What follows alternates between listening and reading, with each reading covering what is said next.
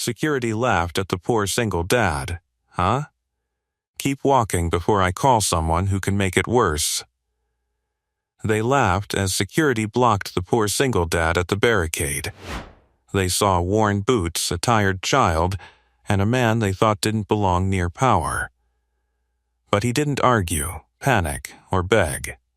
Minutes later, the street would learn who they had mocked. By the way, where are you watching from? Tell me in the comments below. Some people confuse appearance with worth, until truth humiliates arrogance.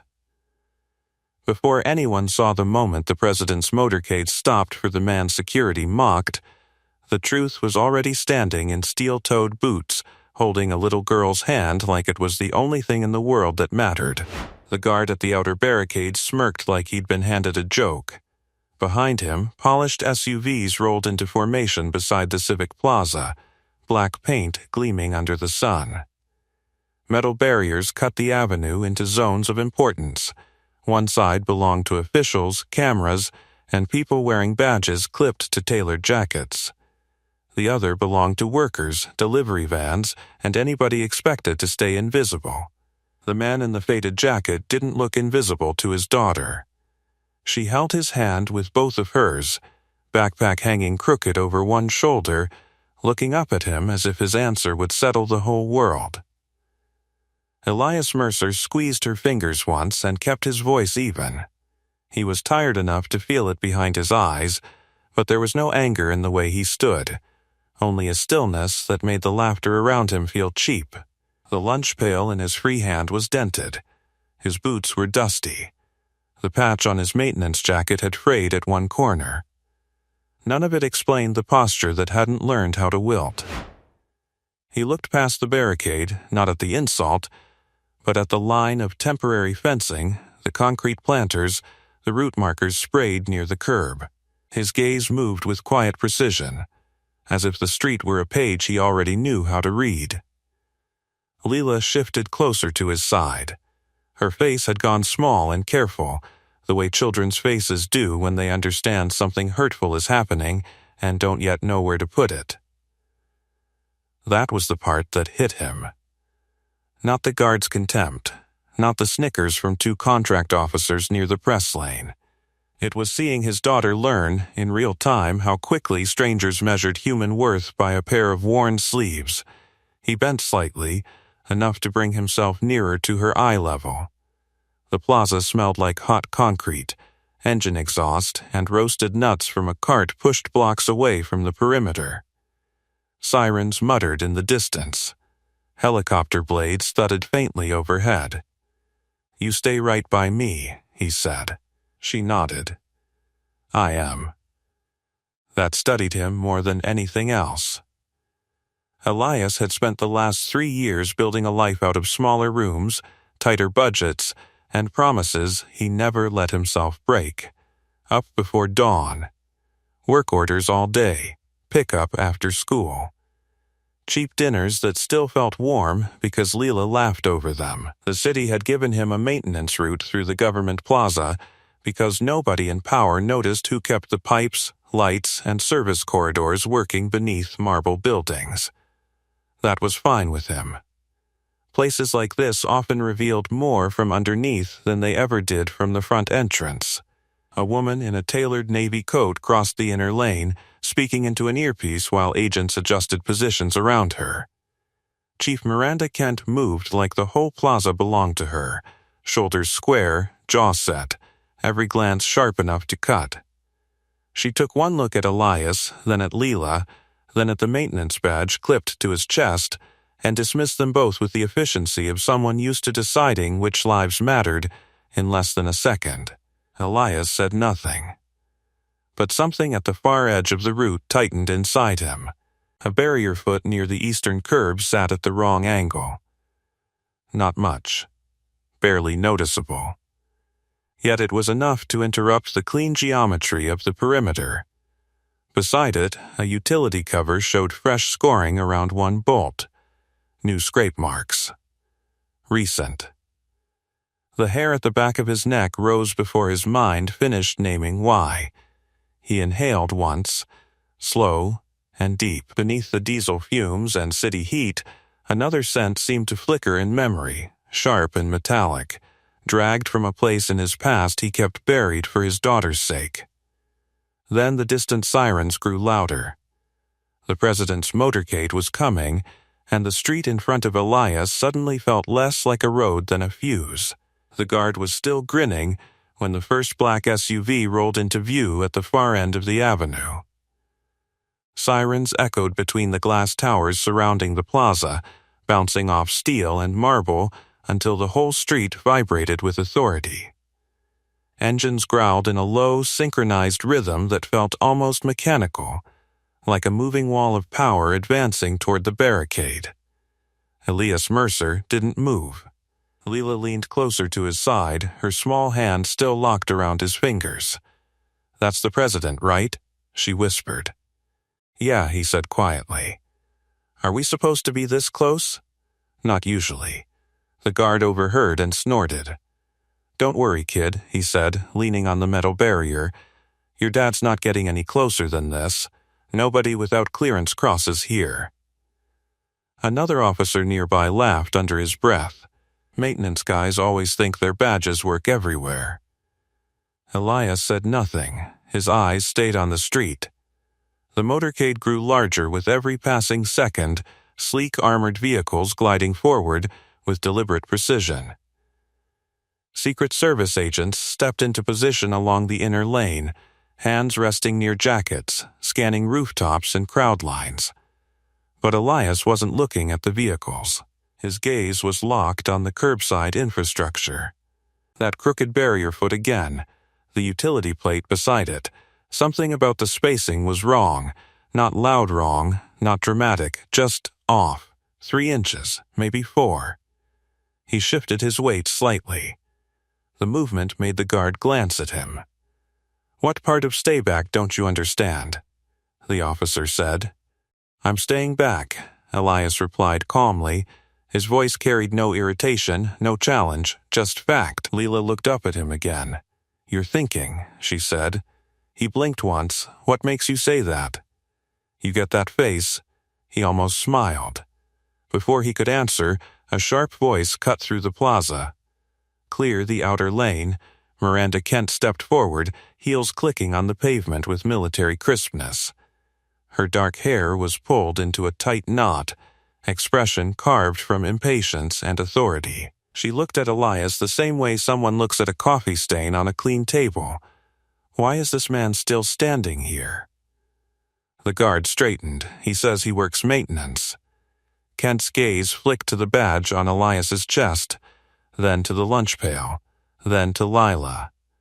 "This perimeter closed 15 minutes ago," she said sharply. "Move them out." Elias nodded slightly. "We're leaving," he said. Kent didn't reply. She had already turned away, speaking into her earpiece. "Motorcade entering Sector 2, confirm barricade alignment, agents hold positions." Her voice was clipped and efficient, everything about her projected control, except the barricade foot still sat crooked. Elias exhaled slowly. He crouched beside Leela, adjusting the strap on her backpack. "You remember the rule when we walk past busy streets?" he asked softly. "Stay on your right side," she said immediately. And hold your hand." Good. The motorcade was now only a block away.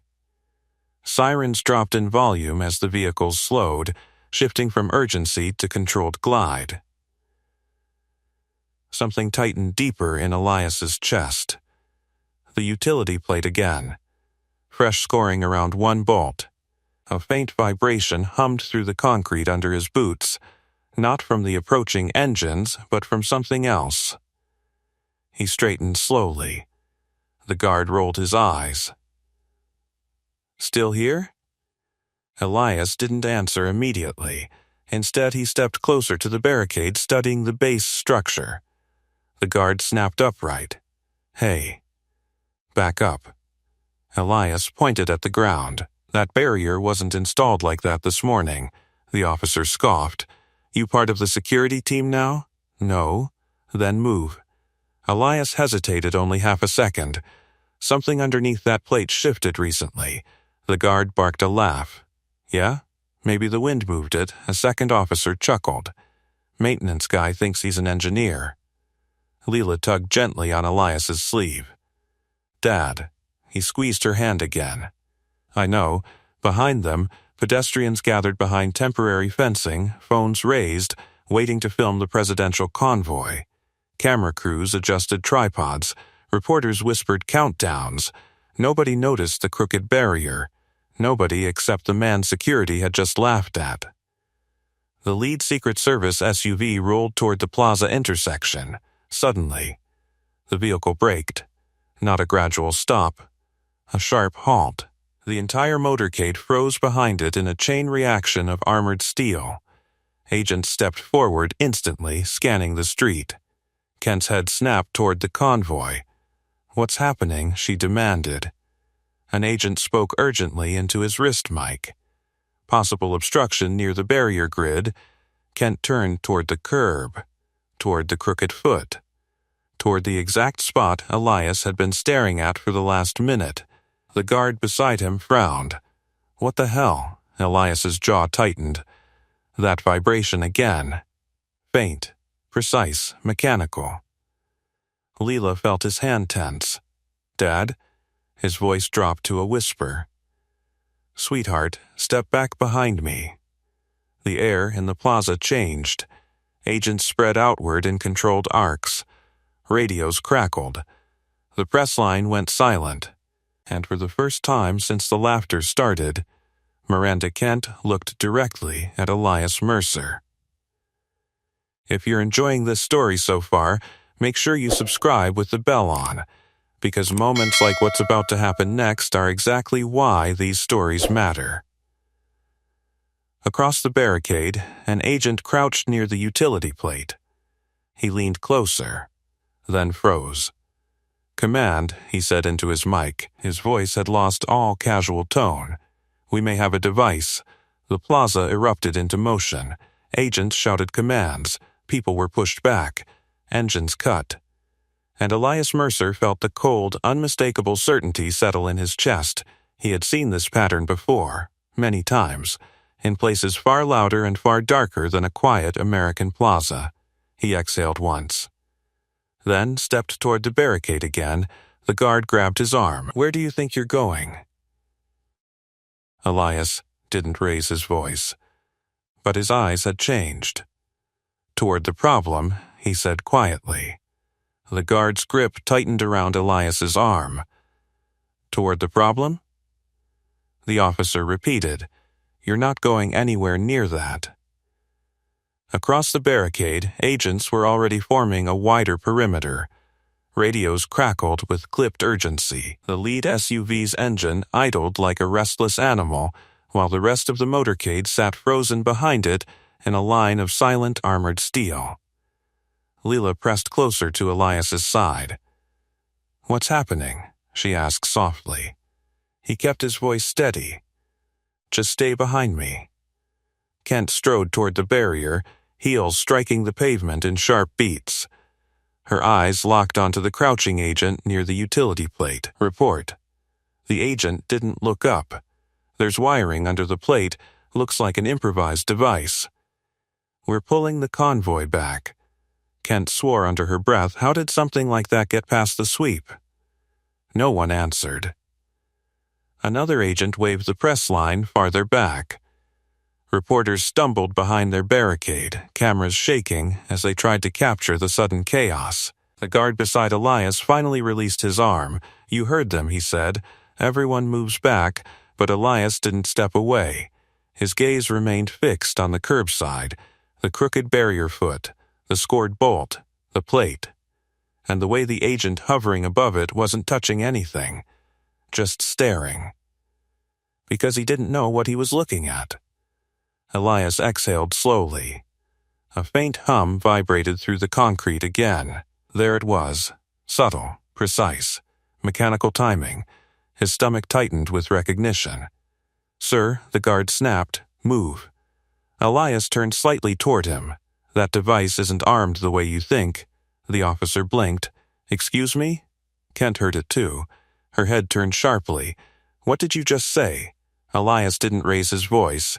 That agent shouldn't touch the plate, he said calmly. A few nearby officers scoffed. You serious right now?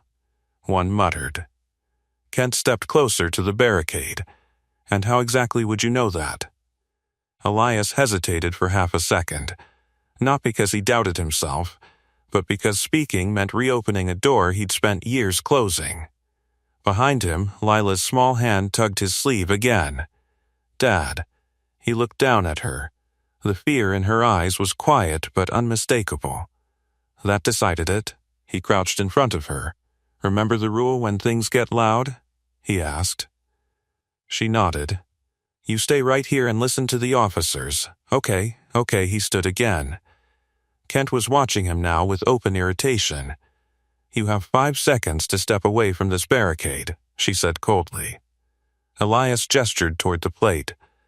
That device was planted using the maintenance access under the barrier grid, and Agent frowned. How would you?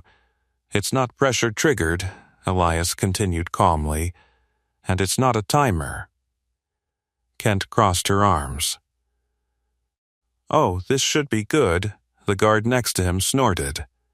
Let me guess, he said. You watched a documentary once. Elias ignored him. His eyes stayed on the utility cover. The vibration you're hearing isn't from the motorcade, he said quietly. It's a signal loop. That caught someone's attention. The crouching agent looked up. Signal loop? Elias nodded once. Remote trigger system. The plaza went still. Kent's expression hardened. You're speculating. No, Elias said. Then explain how you're so confident. He met her gaze. For the first time since the confrontation started, something in his posture shifted. Not aggression. Authority. Quiet. Unshakable. Because whoever built that device expects the bomb squad to follow standard removal procedure, the crouching agent slowly stood. What happens if we do? Elias pointed toward the barrier. The plate lifts, the loop breaks, and the trigger fires. Silence rippled through the officers. Kent's jaw tightened. You're telling me you understand the construction of an explosive device planted under a presidential route? Yes, and you expect me to believe that? He didn't answer immediately. The sirens in the distance faded as police closed surrounding streets. Helicopter blades thumped louder overhead. The plaza felt smaller by the second. Finally, Kent spoke again. Step away from the barricade, she said. Now, Elias looked back at the plate, then at the agent standing uncertainly beside it, then at Lila. His daughter stood exactly where he'd left her, watching him with the same steady trust she'd always had. That trust mattered more than the humiliation, more than Kent's suspicion, more than the guard's laughter. Elias took a slow breath. Then he stepped forward. The guard lunged again. Hey! Kent raised a hand. Stop! Everyone froze. She studied Elias carefully now, not dismissively, assessing. What's your name? She asked. Elias what? Mercer. Kent glanced at the badge on his jacket. Maintenance tech, that's the job I have. Her eyes narrowed. And the job you had before that? Elias didn't answer immediately. The crouching agent shifted uneasily. Chief, if he's right about the trigger loop, Kent held up a finger, still watching Elias. What exactly are you suggesting, Mr. Mercer? He gestured toward the barricade again. That device can't be approached from above. Kent's voice cooled. And yet you seem very certain about that. I am. The plaza fell into a tense hush. Finally, Kent spoke again. You're either very brave, she said slowly, or very stupid. Elias looked back at the plate, then at the silent motorcade, then at the men and women who were waiting for someone to make the next decision. His voice stayed calm. I'm neither. Kent crossed her arms again. Then what are you? Elias Mercer answered quietly. The guy who knows how that bomb works. The words settled over the plaza like a sudden drop in temperature. The guy who knows how that bomb works? For a moment, nobody spoke.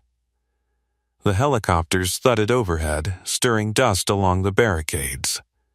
Secret Service agents shifted positions with disciplined urgency, while officers forced the growing crowd farther back. News cameras tilted toward the curb, catching every tense movement. Miranda Kent studied Elias Mercer carefully now. The laughter was gone from her expression, but the suspicion remained. "You're claiming expertise," she said. "That's a serious statement near a presidential route." Elias didn't flinch. "I know." Kent glanced toward the agent standing beside the utility plate. "What do you see?" The agent crouched again, careful not to touch the metal cover. "Thin wiring beneath the plate. Looks like it's feeding into something inside the service channel," he said. "But we can't confirm the trigger type without lifting it." Elias spoke before Kent responded. "If you lift it, the signal loop breaks." The agent's head turned sharply. "That's exactly what I just said," Elias added. Kent folded her arms tighter. "Anyone can repeat a guess. Not a guess. Then what?" Elias looked down at the barrier again, the crooked footing, the shaved bolt head, the vibration humming faintly beneath the concrete. Every piece of it formed a pattern his mind recognized instantly. He'd seen variations of it in places where the air smelled like burned metal and dust instead of city exhaust. "Two-stage circuit," he said quietly. The crouching agent blinked. "You can see that from here?" Elias nodded once. "The vibration is the transmitter." Kent frowned. "What transmitter?" Elias pointed toward the barricade line 20 feet down the curb. Secondary relay. Several agents followed the direction of his finger. One of them moved toward the indicated barrier. Kent raised a hand immediately. "Stop." The agent froze. Kent looked back at Elias. "You expect me to trust the judgment of a man I've never met who wandered into a restricted security zone 10 minutes ago?" "No," Elias replied calmly. Kent's eyebrow lifted. "Then what do you expect? That you listen long enough to keep someone from dying." The words landed harder than shouting would have. Behind the barricade, reporters leaned forward, trying to catch every detail. Police continued pushing civilians back from the perimeter. Leela stood quietly where Elias had told her to stay. Her eyes never left him. Kent noticed the child now. Her gaze lingered for a second longer than before. Then she turned back to Elias. "You're saying this device was placed under the maintenance access, yes, and you know that because the bolts were replaced." Kent glanced at the plate again. "They look intact to me." "They're not," Elias said. "One of them was shaved and reseated." The crouching agent leaned closer. A second later, he exhaled sharply. "Chief, he's right." Kent's jaw tightened. "That still doesn't explain how he knows the trigger configuration." Elias shifted slightly. His boots scraped faintly against the pavement. The sound carried a strange weight in the quiet. "Remote signal loop," he repeated. "Probably tied to a secondary transmitter down the barricade line." Kent glanced toward the barrier Elias had pointed out earlier. Then back at him. "You're very confident, yes. And if you're wrong?" Elias didn't hesitate. "Then the bomb squad follows standard protocol and someone dies anyway." Silence again. The crouching agent spoke carefully. "Chief, the bomb team is still 3 minutes out." Kent's fingers drummed once against her arm. 3 minutes. 3 minutes with the presidential convoy sitting directly above a possible explosive. 3 minutes while cameras rolled and hundreds of people watched from behind barricades. 3 minutes for a remote trigger operator to decide the moment. Kent looked at Elias again. "You still haven't explained something. What's that?" How a maintenance technician knows anything about explosive trigger systems. Elias exhaled slowly. The smell of heated pavement drifted through the air. His mind flickered through images he rarely allowed himself to revisit: dust storms, desert roads, metal shells buried under broken asphalt. Places where hesitation cost lives. He met Kent's gaze. "I used to disarm them." Kent didn't respond. The agent beside the plate did. "You what?" "Explosive ordnance disposal," Elias said. The plaza seemed to contract around the words. Kent studied him again, this time not as an inconvenience, as a variable. "How long?" 10 years. The crouching agent straightened fully now. "Chief, if that's true," Kent raised a hand. Her eyes remained locked on Elias. "Why are you working city maintenance?" Elias didn't answer immediately. Behind him, Leela shifted slightly. He glanced back at her. That single look told Kent more than any explanation. Family, loss, life rebuilt. Kent inhaled slowly. Then she turned toward the crouching agent again, confirmed the bolts. The agent leaned down, examining the plate with greater care. A few seconds passed. Then he nodded. "He's right." Kent looked back at Elias Mercer, the man security had laughed at. The man wearing a frayed maintenance jacket, the man who claimed to understand the bomb beneath the president's motorcade. Her voice dropped lower. "If you're lying, you're interfering with a federal security operation." Elias nodded. "I understand, and if you're telling the truth." She glanced toward the frozen motorcade. "Then you're the only person here who knows what that thing will do next." Elias looked down at the utility plate again. The faint vibration pulsed through the pavement once more. His jaw tightened. "We don't have long," he said quietly, "because whoever planted it," he pointed toward the barricade line, "is probably watching us right now." Elias's quiet words hung in the air like a warning nobody wanted to hear. Miranda Kent slowly turned her head, scanning the line of barricades stretching down the curb. Beyond them stood dozens of people, reporters clutching cameras, officers repositioning patrol units, civilians pressed behind fencing with phones raised high. Any one of them could be watching. Any one of them could be waiting. Kent exhaled sharply through her nose. "Everyone freeze the perimeter," she ordered into her radio. "Nobody moves anything on that barricade line without my authorization." Agents immediately echoed the command. Perimeter hold, barrier hold, no contact with grid.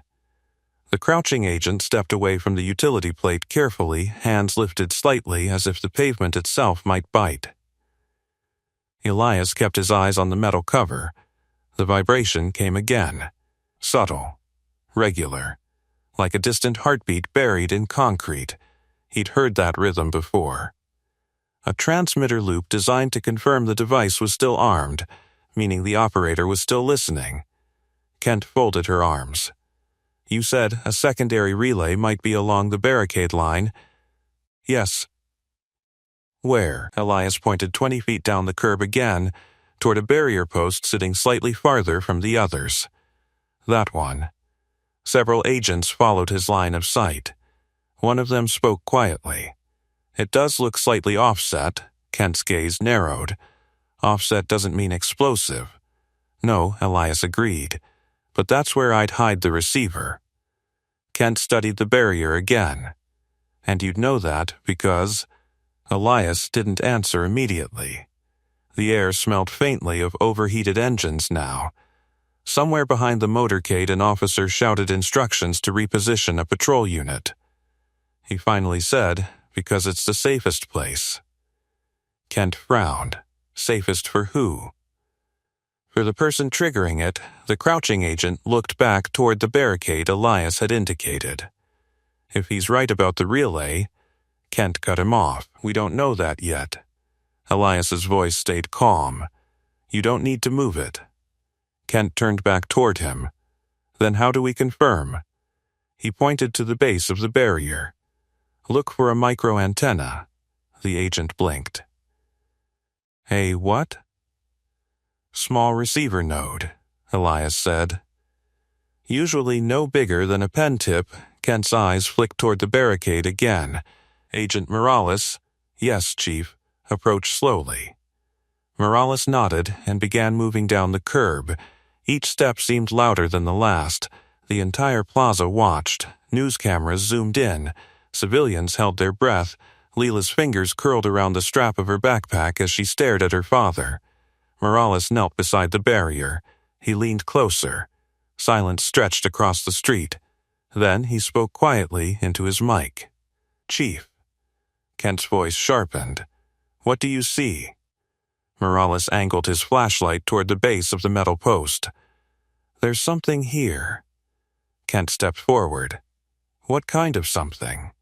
Morales leaned closer, then slowly turned his head toward Elias. "A micro-antenna."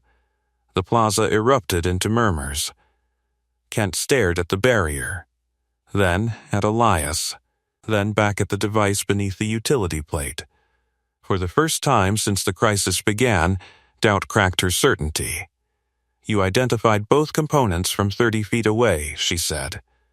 Elias shrugged faintly. "It's not complicated if you've seen the design before." Kent's voice hardened again. "You keep saying that, because it's true."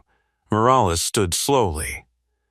"Chief, if the relay and trigger loop are both active," Kent finished the sentence for him, "then the bomb squad opening that plate would complete the circuit."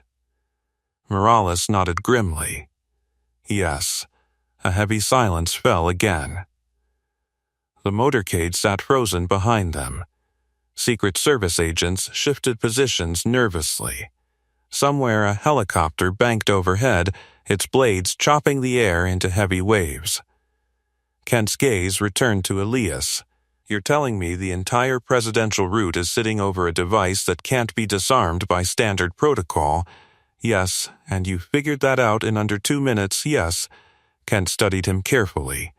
There was no arrogance in his posture, no pride, just focus, which somehow made him more unsettling than if he'd been bragging. "Why didn't you tell security this earlier?" she asked. Elias gave a small, tired smile. They were busy laughing. Kent's jaw tightened slightly. The guard who had grabbed Elias earlier suddenly found the pavement very interesting. Kent ignored him. Instead, she took one slow step closer to Elias. "Mr. Mercer, yes, if what you're saying is correct." She glanced toward the plate again. "Then this situation requires a very different approach." Elias nodded. "It does. And that approach would be?" He gestured toward the barricade line. "First, we isolate the relay." Kent frowned. "That means moving the barrier."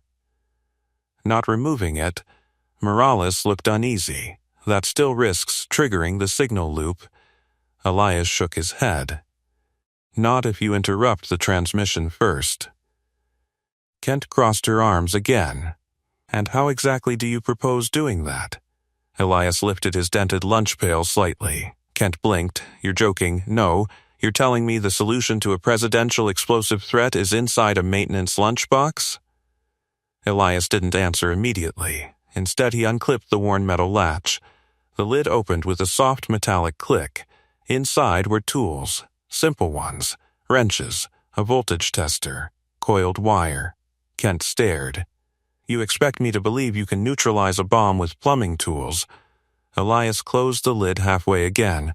"They're not plumbing tools." Kent folded her arms tighter. "Then what are they?" He looked back toward the utility plate, then toward the relay barrier, then toward the silent motorcade, and finally at Miranda Kent. "They're the only tools here that won't trigger the device." He paused, then added quietly, "And we're running out of time. If this moment already has you on the edge of your seat, subscribe with the bell on, because the next decision is going to change everything." Miranda Kent stared at the dented lunch pail like it had personally offended her. "You're asking me to trust national security to a toolbox," she said flatly. Elias didn't react to the tone. I'm asking you to keep that plate closed until the signal stops, he replied. Behind them, the plaza remained frozen in controlled chaos. Agents held their positions. The motorcade idled silently. Reporters whispered into cameras while officers forced the last civilians farther from the barricades. Kent's eyes flicked toward the relay barrier again. Agent Morales still stood beside it, careful not to touch the metal post. If that antenna is the receiver, Kent said slowly, then whoever planted the device is still transmitting. Yes. And if they see us interfering, they might trigger it. Kent exhaled sharply. That's exactly what I was afraid you'd say. The vibration pulsed faintly beneath Elias's boots again. Still steady. Still armed. He knelt briefly, opening the lunch pail fully this time. Inside were tools worn smooth by years of work. A compact multimeter, insulated pliers, a small coil of copper wire carefully wrapped around a screwdriver handle. Kent watched him with open disbelief. You carry electronics equipment in your lunchbox? Sometimes pipes aren't the only thing that need fixing. Morales glanced between them. Chief, if he's right about the signal loop, interrupting the transmission might stall the trigger. Kent looked at the relay barrier again. And if he's wrong? Morales didn't answer. Elias did. Then the bomb squad arrives and opens the plate anyway. Kent's gaze snapped back to him. You're very calm about the possibility of being wrong. Elias closed the lid of the lunch pail halfway. I'm not wrong, his voice wasn't loud, but the certainty in it was impossible to ignore. Kent studied him carefully again. This wasn't bravado, this was recognition. Like a mechanic listening to an engine and already knowing which bolt had failed. She turned slightly toward Morales. Bomb squad ETA? 2 minutes. Kent cursed quietly. 2 minutes meant the convoy would remain sitting above the device.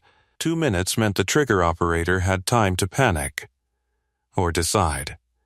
Kent looked back at Elias Mercer. You said the relay barrier is transmitting, yes, and you believe you can interrupt that signal, yes. With those tools, yes. Kent rubbed her temple briefly. The helicopters overhead seemed louder now. The plaza smelled of tension and exhaust. She lowered her hand. Explain. Elias pointed toward the relay barrier. The antenna's receiving signal from a remote transmitter. Morales nodded slowly. That matches what we're seeing. Elias continued. If we ground the receiver, the signal collapses. Kent frowned. Ground it how? Elias lifted the coil of copper wire. Direct line to the barrier frame. Morales leaned closer. That could short the antenna. Kent crossed her arms again. Or complete the circuit. Elias shook his head. Not if it's done from the right point. Kent stared at him. You keep saying things like that because they matter. She stepped closer to him now, lowering her voice. You understand that if this goes wrong, it's not just your life on the line.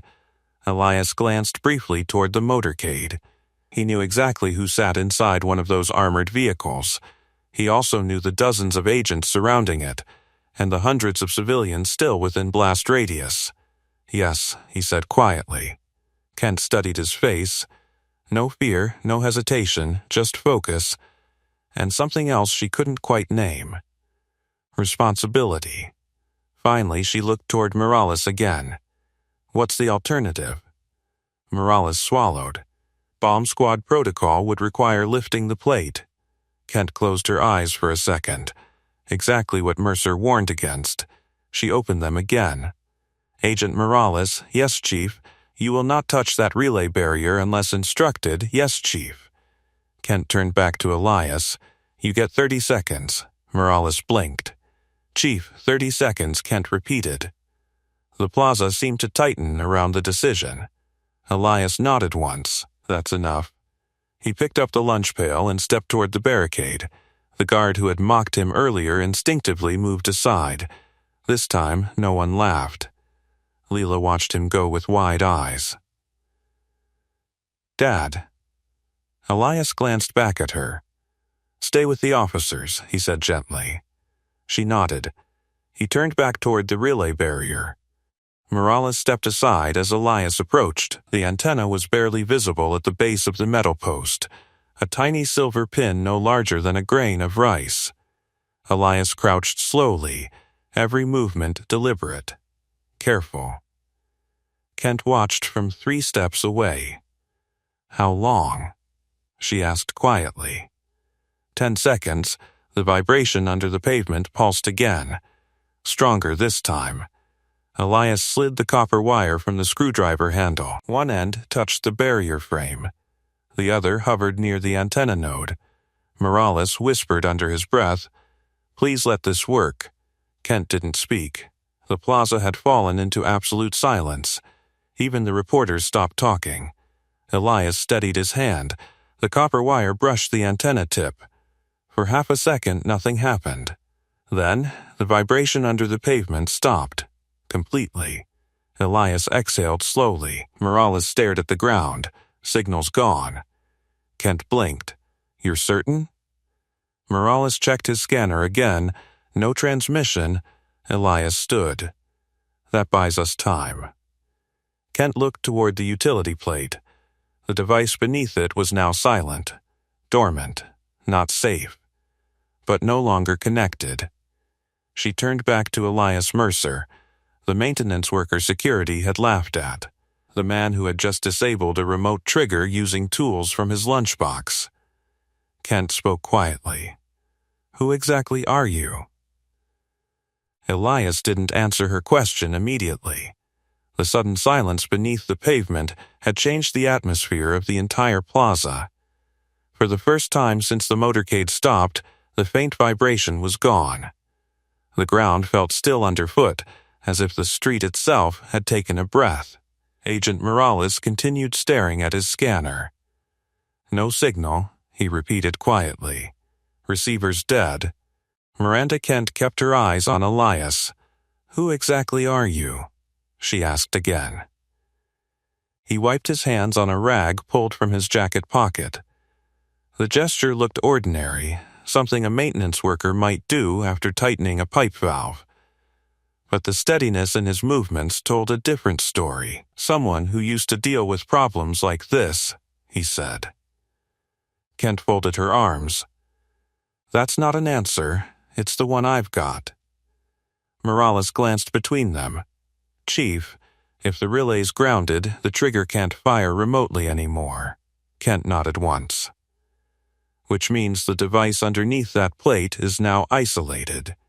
Morales swallowed. "And still very real," the reminder hung heavy in the air. Because the bomb was still there. The motorcade was still parked over it. And the bomb squad was still seconds away from arriving. Elias closed the lunch pail and clipped the latch again. Kent watched him carefully. "You interrupted a remote signal system in under 10 seconds, she said. You identified a relay antenna from 30 feet away. You predicted the trigger configuration without opening the device." He shrugged faintly. "You get used to the patterns. That's not something a city maintenance worker gets used to. No." Kent stepped closer. "So let me try again," she said. "Who exactly are you?" Elias looked past her toward Lila.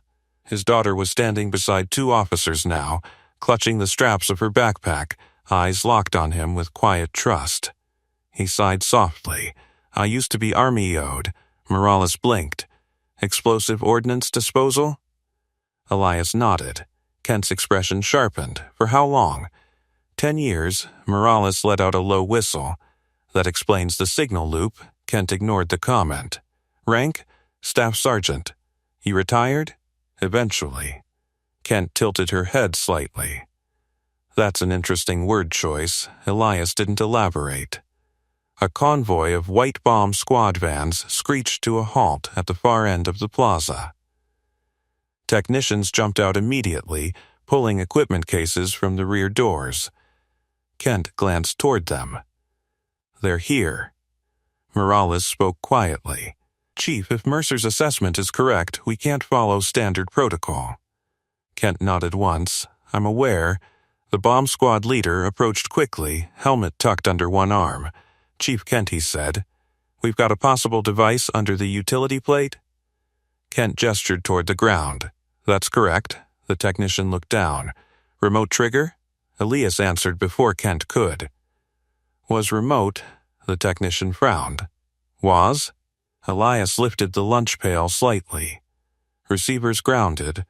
The bomb tech stared at him. You're telling me someone already disabled the transmitter? Morales nodded toward Elias. He did. The technician blinked again. Who's he? Kent answered this time. Former EOD. The technician's expression changed instantly. What's your read on the device? He asked Elias. Two-stage circuit, Elias replied. Pressure failsafe under the plate. The technician crouched slowly. That would explain the loop. He examined the plate closely. A few seconds later, he nodded. Yeah, shaved bolt head. Whoever planted this knew what they were doing. Kent crossed her arms again. So what's our next move? The technician looked up. Normally, we'd lift the plate and disarm the primary charge. Elias shook his head immediately. That triggers the failsafe. The technician paused. You're sure? Yes. How do we get to it then? Elias pointed toward the service channel access 10 feet away. Through there, the technician followed the direction of his finger. That hatch leads to the drainage tunnel. Exactly. Kent frowned.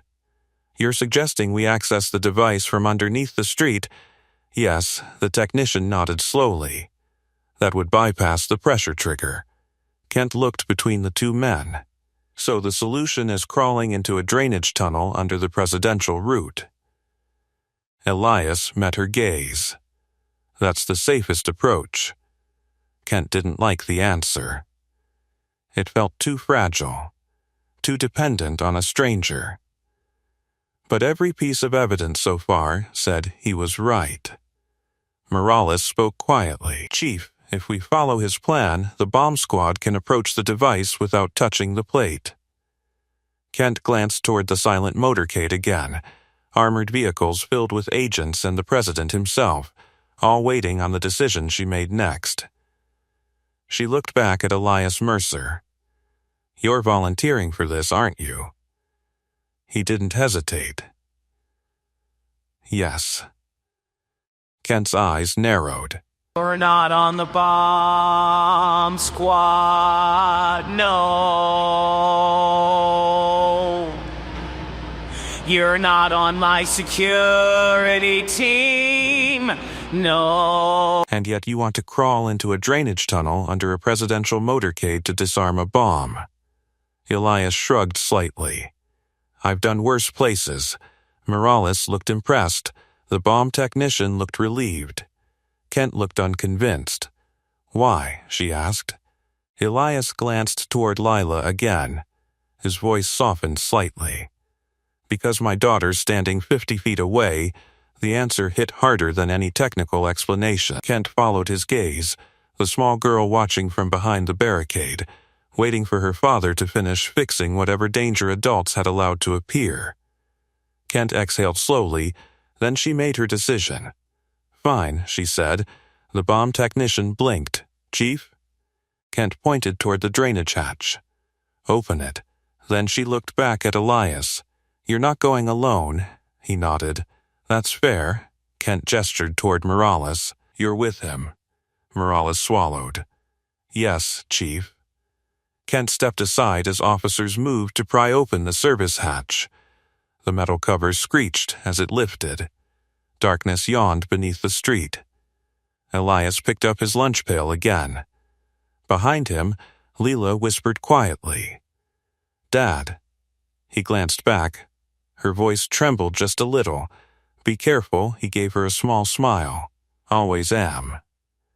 The drainage hatch groaned as officers pulled it open. Rust scraped against concrete, echoing hollowly through the narrow channel beneath the street. A rush of stale air drifted upward, carrying the smell of damp metal, standing water, and old concrete. Elias stepped closer to the opening and looked down.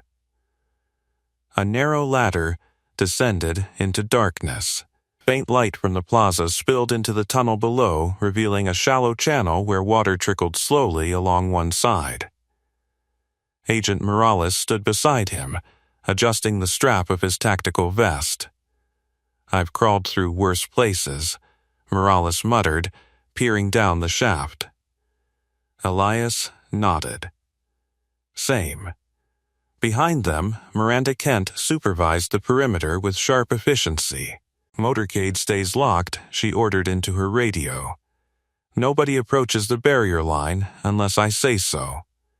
Secret Service agents acknowledged immediately.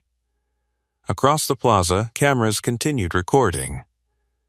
Reporters whispered urgently, trying to understand why the presidential convoy had frozen in place. But the focus of the entire security operation had shifted to a maintenance worker holding a lunch pail. Kent watched Elias closely as he knelt beside the hatch. "You understand the device is directly above this tunnel," she said. "Yes. And if you're wrong about the pressure failsafe, it won't matter," Elias said calmly. Morales gave him a sideways look. Comforting. Elias offered the faintest hint of a smile. Kent stepped closer, lowering her voice. "You interrupt the relay signal, crawl under the device, and disarm the charge. That's the plan. And if something changes?" Elias met her eyes. "Then you evacuate the plaza." Kent studied his face again. The calm still unnerved her. "You're very certain. I'm very practiced." Morales exhaled slowly. "Well, guess we're doing this." Elias handed him a small flashlight from the lunch pail. "Stay behind me once we're down there." Morales nodded. Kent watched the exchange. "You're giving orders now?" "Just advice." Morales chuckled nervously. "I'll take it." Elias turned back toward the hatch. The ladder creaked as he placed his boot on the first rung. Cold metal pressed through the sole of his boot. He descended slowly. Each step carried him farther from the noise of the plaza above. The helicopters, the engines, the radios. Down in the tunnel, the sounds faded into muffled echoes. Morales followed behind him. The ladder rattled slightly under their combined weight. 10 feet down, Elias stepped off onto the damp concrete floor. Water trickled through the drainage channel, reflecting the beam of Morales's flashlight in wavering lines. Morales dropped beside him. "Well," he said quietly, scanning the tunnel. "This is cozy." Elias looked up. Directly above them, thick concrete formed the underside of the street. Somewhere above that slab sat the utility plate. And beneath it, the device. Elias crouched, opening the lunch pail again. Morales knelt beside him. "You're really carrying everything you need in there? Everything that won't trigger the circuit?" Morales nodded slowly. "Right." Above them, faint footsteps echoed across the street surface. Agents moving. Waiting. Elias pulled a compact voltage tester from the lunch pail and ran it along the concrete ceiling.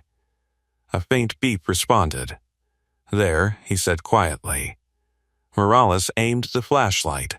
A small metal conduit ran along the underside of the slab. "That's the feed line?" "Yes." Morales swallowed. "So the bomb's directly above that?" "Yes." Morales stared at the conduit. "All right, what's next?" Elias pulled the insulated pliers from the lunch pail. "We cut the feed." Morales blinked. "That simple?" "No." Elias angled the flashlight upward. "There's a secondary line." Morales leaned closer. Sure enough, a thinner wire ran parallel to the conduit. "Failsafe?" Elias nodded. "If the primary feed drops suddenly, the failsafe triggers." Morales let out a quiet breath. "So we can't just cut it, no?" Elias pulled a small roll of insulating tape from the lunch pail. "We bridge the current first." Morales watched carefully. "You've done this before." Elias didn't answer. Instead, he carefully wrapped the copper wire around the conduit and the secondary line, creating a temporary bypass. Morales watched the movements. Steady, precise, no hesitation.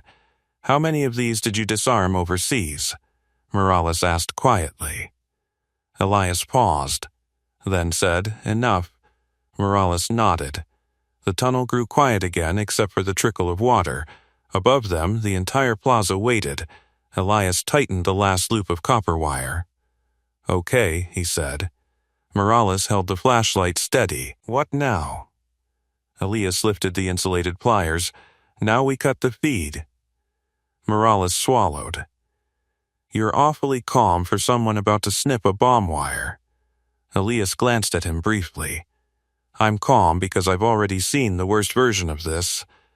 Morales didn't ask what that meant. Instead, he focused on the wire.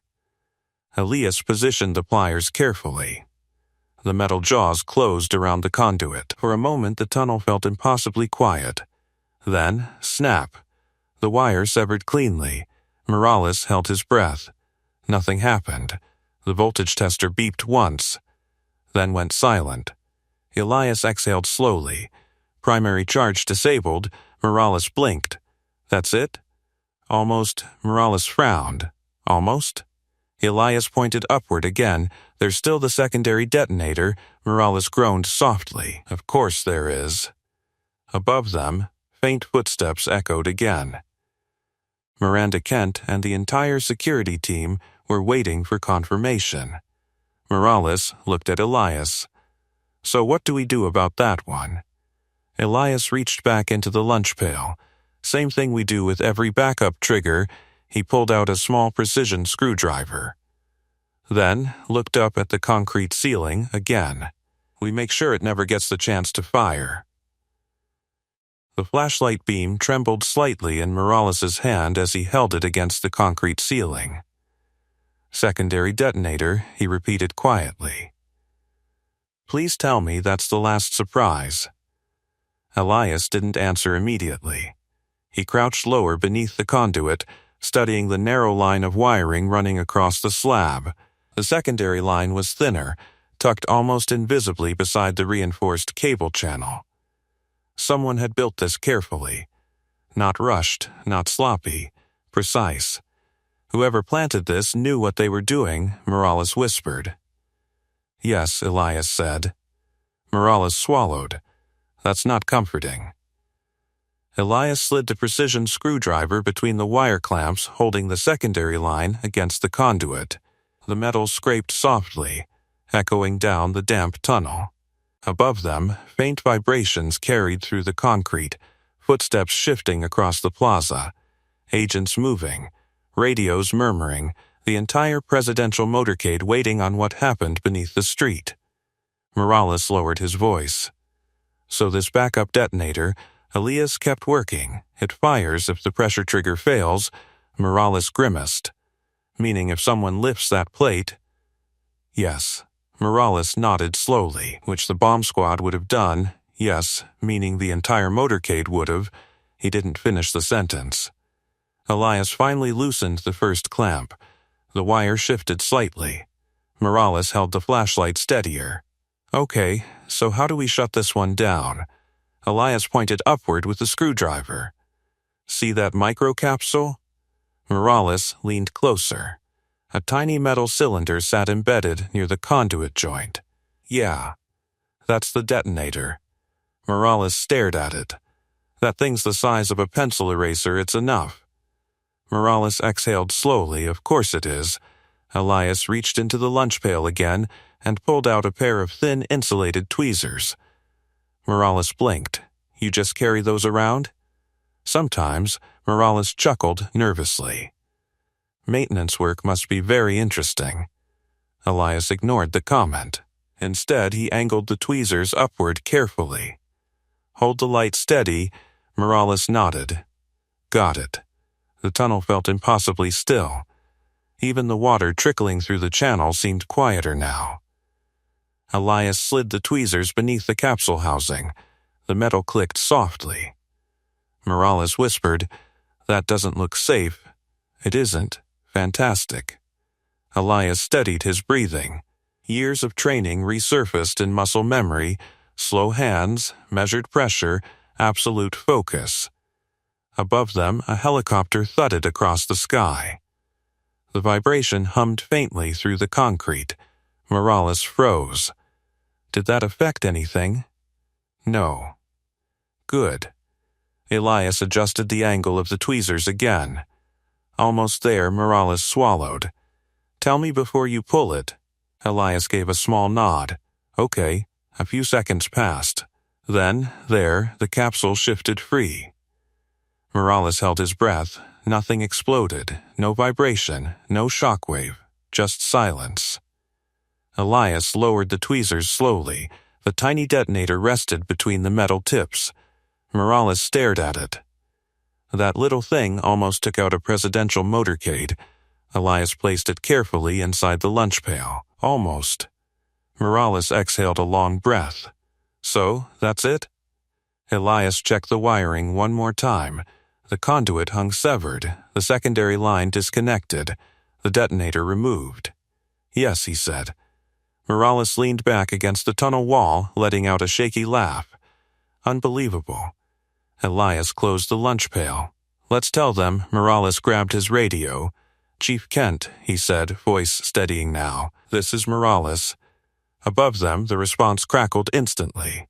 Go ahead. Morales glanced at Elias, then spoke. Primary charge disabled. Secondary detonator removed. A pause followed. Then Kent's voice returned. Confirm the device is inert. Morales looked at Elias. Elias nodded. Morales spoke again, confirmed. Device is safe. For a moment the radio stayed silent.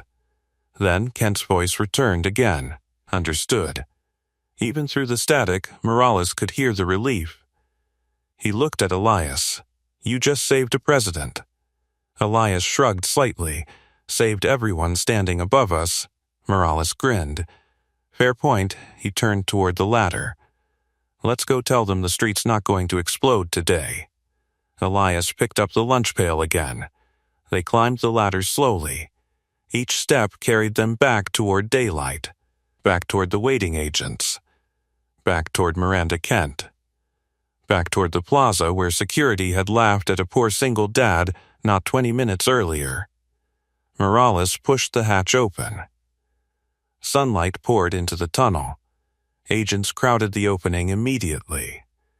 Morales climbed out first. Clear, he announced. Elias followed him up. The plaza erupted in motion. Bomb technicians rushed forward. Secret Service agents began speaking rapidly into radios. Vehicles shifted. The frozen motorcade finally started moving again. Miranda Kent stepped toward Elias. Her expression was very different now. No irritation, no suspicion, just quiet recognition. You disarmed it, she said. Elias nodded once. Yes. Kent studied him carefully. The worn jacket. The dusty boots. The dented lunch pail. Then she glanced toward the barricade where Leela stood waiting. You know, Kent said slowly, 20 minutes ago my security team was laughing at you. Elias looked toward his daughter. She heard them. Kent nodded. Yes, she turned toward the guard who had grabbed Elias earlier. The officer suddenly looked very uncomfortable. Kent faced Elias again. You just prevented the worst security disaster this plaza has ever seen. Elias shrugged faintly. Just doing what needed doing. Kent watched him for another moment. Then she said quietly, I think the entire city deserves to know exactly who they were laughing at. The plaza was no longer frozen. Engines restarted along the presidential convoy, and Secret Service agents moved with renewed urgency now that the threat had been neutralized. Radios crackled constantly as teams confirmed the device was disarmed and the perimeter safe. But, despite the movement, a strange stillness lingered around Elias. Because everyone near the barricade had seen it. The man they had laughed at had just walked out of a drainage tunnel and stopped a disaster. Miranda Kent stood a few feet from him, watching quietly. Bomb technicians moved past them quickly, kneeling at the utility plate and carefully removing the remains of the device for analysis. Secondary trigger confirmed. One technician called out. If that plate had lifted, the failsafe would have detonated. Another tech glanced toward Elias. That guy was right. Kent heard the comment. She didn't respond immediately. Instead, she turned toward the officers near the barricade. Clear a path. The officers stepped aside instantly. Across the barrier, Leela stood with two agents beside her. The moment the space opened, she ran toward her father. Dad, Elias crouched just in time to catch her as she wrapped her arms around his neck. "You said you'd be careful," she said into his shoulder. "I was," he replied gently. She pulled back, studying his face. "You fixed it?" "Yes." Her eyes brightened. "I knew you would." Kent watched the exchange with folded arms. There was something disarming about it.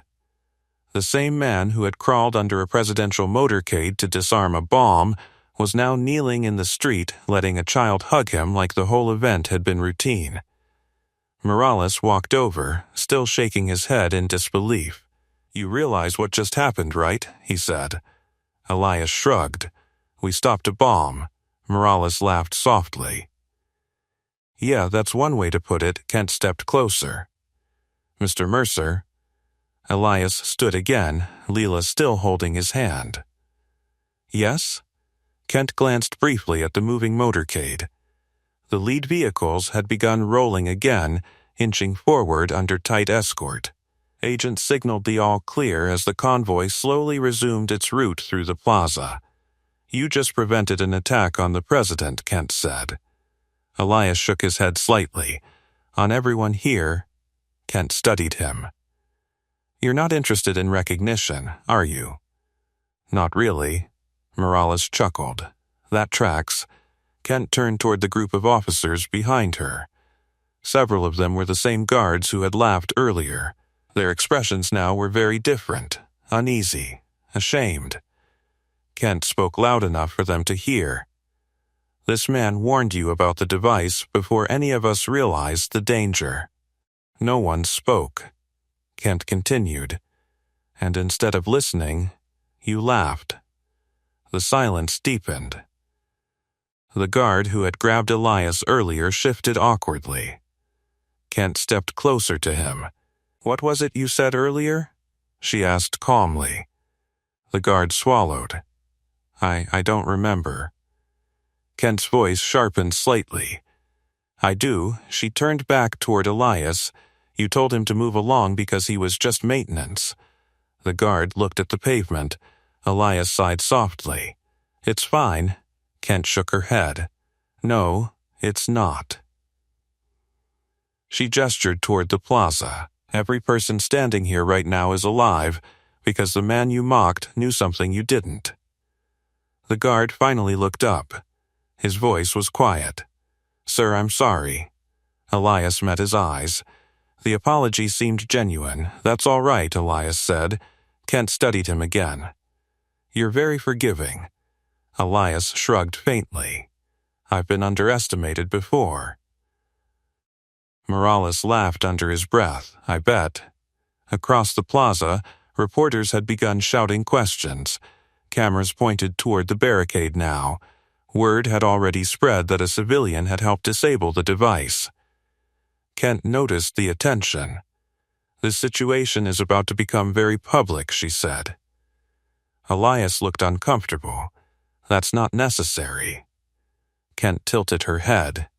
"Actually, I think it is." Morales grinned. "Oh, this should be good." Kent faced Elias directly.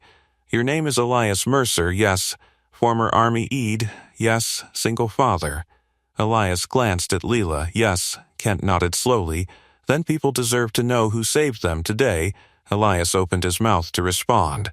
But before he could, a group of Secret Service agents approached quickly. One of them spoke. "Chief Kent? Yes?" "The president would like a moment." Kent blinked. "A moment with who?" The agent gestured toward Elias. With him, Morales's eyebrows shot up. Well, that escalated. Elias shifted slightly. That's really not necessary. Kent gave a faint smile.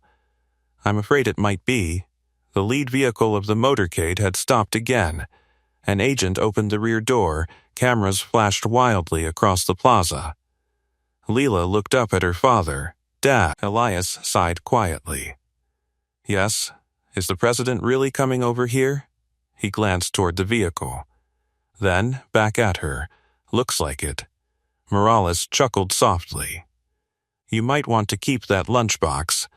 Kent folded her arms again. Something tells me the president would like to meet the man security laughed at. Before his motorcade stopped. The plaza had gone quiet again. Not the tense silence from earlier when everyone feared the street might explode.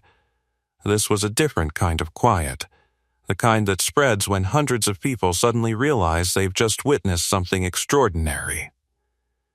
The rear door of the presidential vehicle opened. Secret Service agents moved first, scanning the surroundings out of habit even though the threat had already been neutralized. Then the president stepped onto the pavement. Cameras exploded in flashes. Reporters shouted questions across the barricades. But the president didn't look toward the press line. He walked directly toward Elias Mercer. Morales leaned toward Elias slightly. Well, he whispered, this is officially above my pay grade. Elias sighed quietly. Mine too. Lila squeezed his hand tighter. Dad, that's really him. I see that. Miranda Kent straightened slightly as the president approached. Sir? He nodded briefly to her. Chief Kent, then his eyes moved past her and settled on Elias.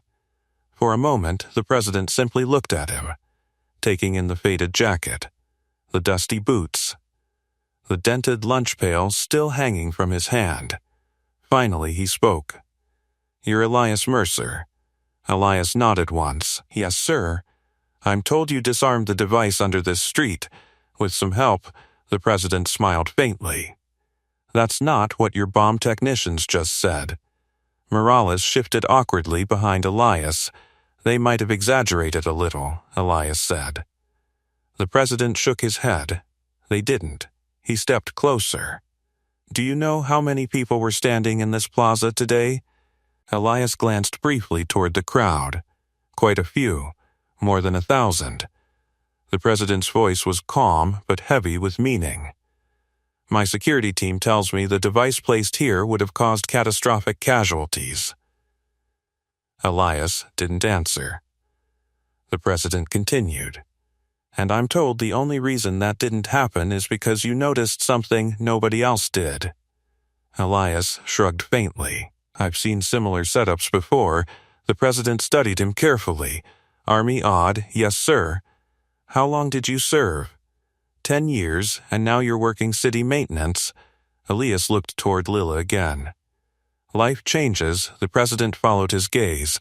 The small girl standing beside him. Her hand wrapped around his. You're his daughter? Lila nodded. Yes, sir.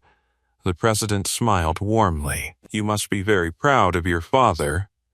She didn't hesitate. I always am. The surrounding agents chuckled quietly. The president looked back at Elias. You know, he said, when my motorcade stopped today, the first report I received was that security had detained a man near the barricade. Morales winced slightly. The president continued. I'm also told some members of that security team laughed at him. Miranda Kent's expression hardened slightly. Several officers behind her shifted uncomfortably. The president's gaze returned to Elias, and yet that same man is the one who saved everyone standing here. Elias shifted his weight slightly. I didn't do it for recognition. I know. The president gestured toward the plaza. But recognition matters. Elias frowned slightly. For what? For reminding people that value doesn't come from titles. The president turned slightly toward the group of officers who had mocked Elias earlier. Sometimes the people standing closest to the real work are the ones everyone else overlooks. The guard who had laughed earlier lowered his head again. The president turned back to Elias. "You didn't have to step forward today." Elias shrugged faintly. "My daughter was standing here." The president nodded slowly. "That explains a lot." He extended his hand. Elias hesitated for half a second, then shook it. Cameras flashed wildly again. The image spread instantly across every lens in the plaza. A president shaking hands with a maintenance worker holding a dented lunch pail. "You know," the president said quietly, "I've shaken hands with generals, CEOs, diplomats." He paused slightly. "But today I think I'm shaking hands with the most important man in this plaza." Elias smiled faintly. "I doubt that." The president gestured toward Lila. "I don't." Lila beamed. Morales leaned toward Kent again. Security laughed at the poor single dad. Kent nodded quietly. And then the president's motorcade stopped. Morales chuckled. Poetic justice. Kent looked toward Elias Mercer standing beside his daughter. More like overdue respect. For a few minutes, the plaza remained wrapped in flashing cameras and quiet amazement. The presidential motorcade had restarted, but not before the moment everyone present would remember long after the sirens faded. A president shaking hands with a man in work boots. A maintenance worker holding a dented lunch pail. A single father standing beside his daughter while the entire security perimeter watched. Eventually, the convoy began to roll again. Engines hummed to life, vehicles sliding back into formation with practiced precision. Secret Service agents moved with renewed calm now that the crisis had passed. But the atmosphere around Elias Mercer had changed completely. People weren't staring at him the way they had earlier. Before, the looks had carried amusement. Dismissal. Now they carried something else. Respect. Miranda Kent stood nearby, watching the plaza settle. Bomb technicians finished securing the remains of the device, carefully packing the components into sealed containers for investigation. Officers reopened pedestrian paths, guiding crowds away from the barricades. The guard who had laughed earlier approached Elias slowly. His posture was different now, less rigid, less confident. "Mr. Mercer," he said quietly. Elias looked at him. "Yes?" The guard cleared his throat. "I wanted to apologize again." Elias gave a small nod. "You already did, I know." "But," the officer glanced toward Lila, "what happened earlier shouldn't have happened." Elias studied him for a moment. Then he said gently, "Everyone makes mistakes." The guard nodded, relieved but still embarrassed. "I'll remember today for the rest of my career." Elias smiled faintly. "That's probably a good thing." Nearby, Agent Morales leaned against the barrier with a tired grin. "I can't believe you walked into work today expecting to fix pipes," he said. Elias lifted the lunch pail slightly. "Still fixed something." Morales laughed. "That you did." Leela tugged on Elias's sleeve. "Dad? Yes, does this mean you're famous now?" Elias chuckled softly. "I hope not." But the president shook your hand. "Yeah, that's pretty famous." He crouched beside her again. "You know what's more important than that?" "What?" "That we still have dinner tonight." Her eyes brightened instantly. "Oh good, I'm starving." Morales laughed again. After disarming bombs, the man's biggest concern is dinner. Kent walked over, shaking her head slightly. "That might be the healthiest perspective I've seen all day." Elias stood again. "Well, the job's done." Kent nodded. "It is." She paused. "You know the city is going to want to talk to you, I figured. And the press." He grimaced slightly. "Less excited about that." Kent smiled faintly. "You might not have much choice." Elias glanced around the plaza. Reporters were already clustering near the outer barricades, waiting for a statement. He sighed. "Figures." Kent extended her hand. "On behalf of this entire security operation, thank you." Elias shook it. You're welcome. Kent studied him one last time. You know, power tends to forget the people standing closest to the real work. Elias shrugged. Doesn't have to. Kent nodded slowly. Then she stepped aside. The plaza continued returning to normal. Vehicles cleared. Officers relaxed their stances. The helicopters overhead finally drifted away. Elias took Leela's hand again. Ready to head home? She nodded eagerly. Can we get pizza? I think we can manage that. Morales called after them as they started walking away. Hey, Mercer. Elias turned. You ever get bored fixing city pipes, you've got a place on the bomb squad. Elias laughed softly. I'll keep that in mind. Leela waved goodbye to the agents. Several waved back. The man security had laughed and walked calmly out of the plaza with his daughter beside him. No spotlight. No speech. Just quiet dignity. But everyone who had been there would remember the moment. The moment when appearances collapsed. When a poor single dad in work boots turned out to be the most capable person in the entire plaza. And the moment the president's motorcade stopped because the man security mocked was the only one who knew how to save them. Stories like this remind us something powerful. Respect shouldn't depend on wealth, titles, or uniforms. Sometimes the strongest people are standing exactly where power never bothers to look. So tell me something. Have you ever seen someone underestimated, only to discover they were the most capable person in the room? Ask me for the next story title. Subscribe and don't miss our next story. They mocked the janitor carrying his daughter until the hospital CEO heard his real name. Trust me, you'll feel it.